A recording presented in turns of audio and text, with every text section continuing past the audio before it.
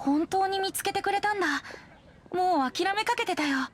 感謝の気持ちにこの弦で貸し切りステージを用意してあげたいくらいだ。